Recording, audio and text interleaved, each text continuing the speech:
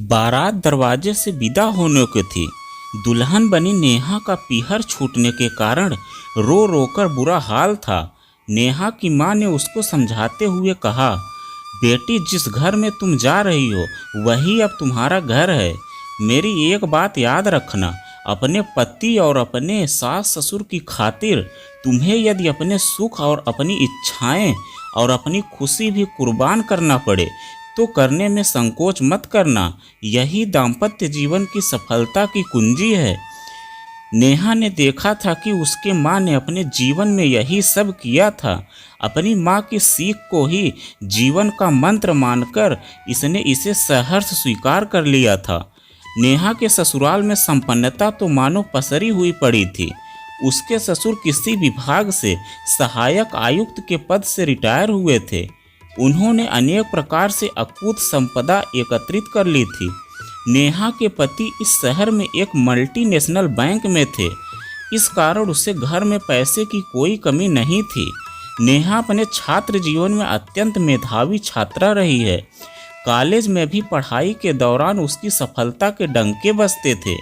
गायन, वादन, वाद विवाद प्रतियोगिता, भाषण, अंताक्षरी आदि में स्कूल और कॉलेज में हमेशा बढ़ चढ़कर हिस्सा लेती थी। कक्षा में वह हमेशा मेधावी छात्रों की श्रेणी में रहती थी। अपनों से बड़ों की बात मानना और विनम्र स्वभाव सबसे अच्छे गुण थे, जिसके कारण वह अपने शिक्षकों और अपने सहपाठियों की पसंदीदा लड़की हुआ करती थी।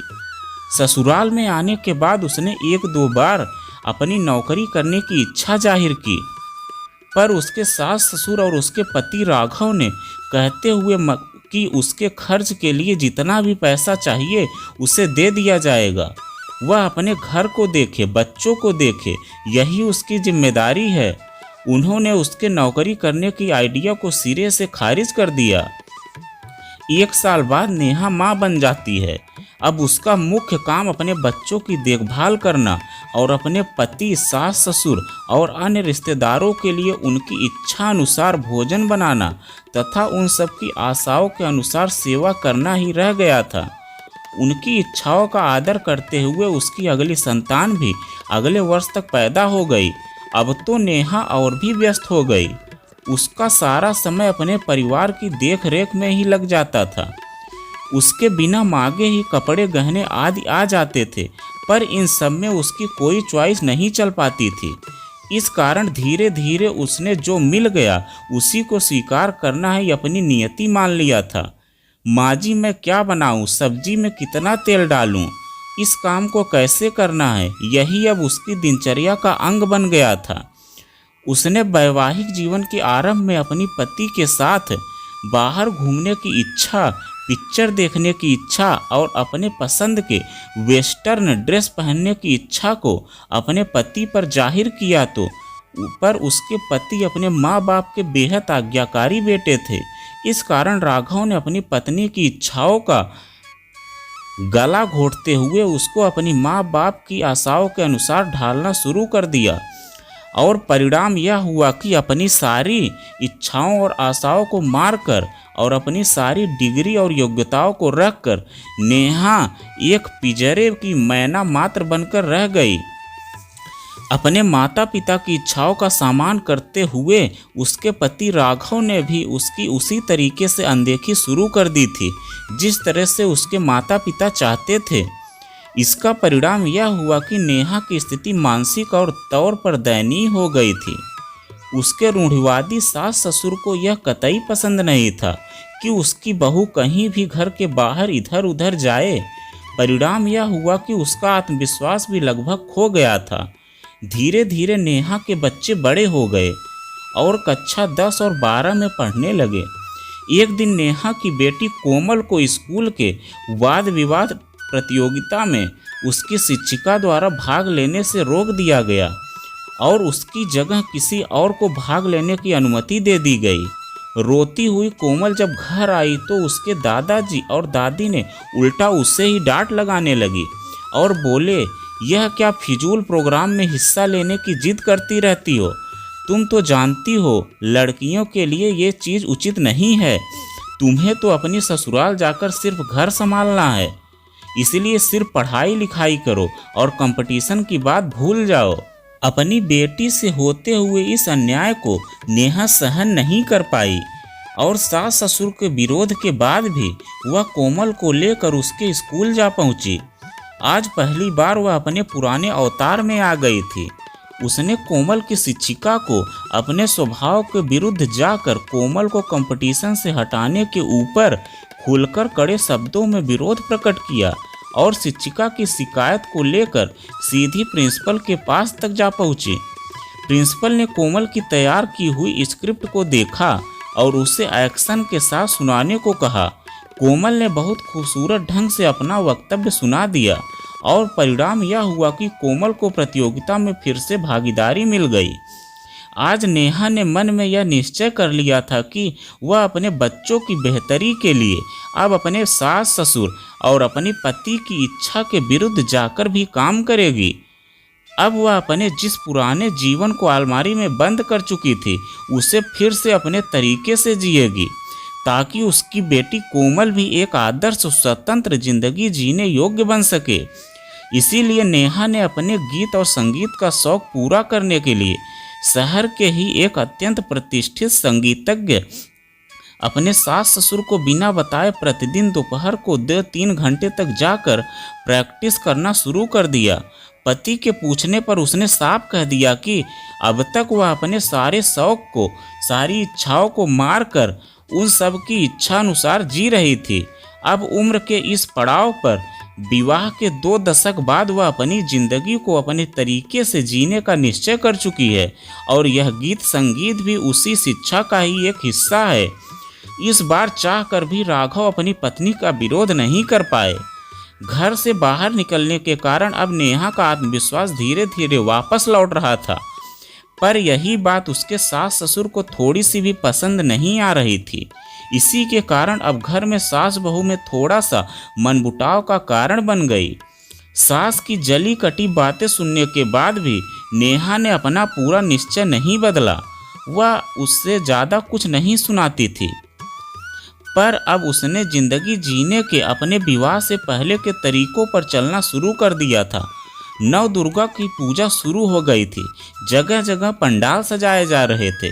शहर के प्रसिद्ध कालीबाड़ी मंदिर में उन्हीं दिनों प्रांतीय स्तर की एक संगीत प्रतियोगिता उत्सव हो रहा था, जिसमें प्रदेश के कई नामी संगीतज्ञ एवं गायक प्रतिस्पर्धा कर रहे थे। इस प्रतियोगिता में एंट्री के लिए यही शर्त थी कि उससे पहले नवोदित गायकों को ऑडिशन टेस्ट देना होगा। नेहा यद्यप बहुत अच्छा गाती थी, पर फिर भी उसका आत्मविश्वास उसके साथ नहीं था। उसके संगीत के गुरु राय साहब ने, जो कि देश के संगीत के क्षेत्र की जानी मानी हस्ती थे, उसे अपने साथ कंपटीशन के लिए ले गए। राय साहब को आया देखकर ऑडिशन टेस्ट लेने वाले सभी लोग उठकर खड़े हो गए। उन्होंने गुरुजी के पैर छुए। राय साहब ने कहा, मैं अपनी एक होनहार शिष्या नेहा का ऑडिशन टेस्ट करवाने आया हूँ। यदि आप लोगों को समझ में आ जाए तो इससे भी प्रतियोगिता में एंट्री दिला दीजिएगा। नेहा का ऑडिशन टेस्ट हुआ। गुरु के आशीर्वाद से उसकी गायन प्रतिभा बहुत सुंदर हो गई थी और अपने पूर्ण स्वभाव पर थी। उसका ऑडिशन टेस्ट बहुत अच्छा रहा और उसे प्रतियोगिता में 24वें स्थान पर भागीदारी करने की अनुमति दे दी गई।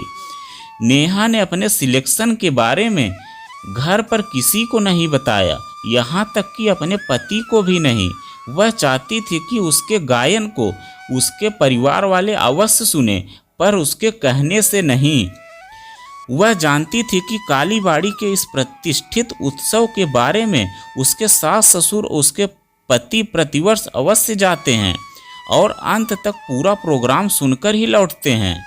दुर्गा अष्टमी के दिन शाम को 7 बजे से प्रोग्राम शुरू हुआ। पूरा पंडाल खचाखच भरा हुआ था। पूरा शहर इस प्रोग्राम को सुनने के लिए उमड़ पड़ा था। सभी गायकों ने एक के बाद एक अच्छी से अच्छी रचनाएं प्रस्तुत की। जब आत्मविश्वासहीन नेहा का नंबर आया तो उसके हाथ पैर कांप रहे थे, पर जैसे ही उसके गुरुदेव ने उसके सिर पर हाथ रखकर आशीर्वाद दिया कि आज के प्रोग्राम में तुम ही विजयी होगी, उसका आत्मविश्वास उसे वापस मिल गया। मंच पर जाकर उसने गाया। एक दशक से उसके मन में जमी पीड़ा इस गाने के साथ साथ उसकी आंखों से और उसके शब्दों से निकल रहे थे। गुरु के आशीर्वाद से उसके मन में जो आत्मविश्वास था, उसके कारण उसकी रचना इतनी सुंदर और भावपूर्ण रही कि गाने के समाप्त होते ही पूरा पंडाल तालियों की गड़गड़ाहट से गूंज उठा।